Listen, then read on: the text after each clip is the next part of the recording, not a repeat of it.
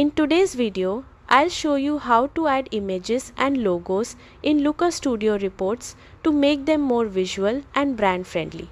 Start by opening your browser and searching for Looker Studio.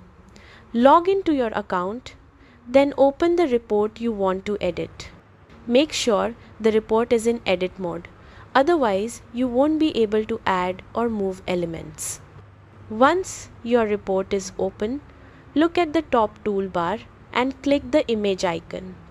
This gives you two options.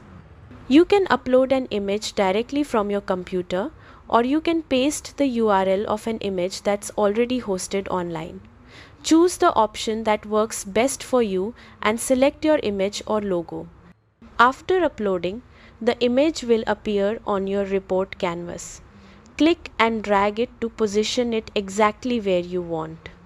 You can resize the image by selecting it and dragging the corners until it fits your layout perfectly.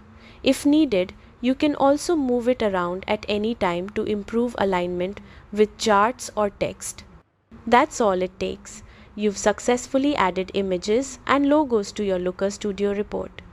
This small change can greatly improve the look of your reports and help keep your branding consistent when sharing with clients or stakeholders.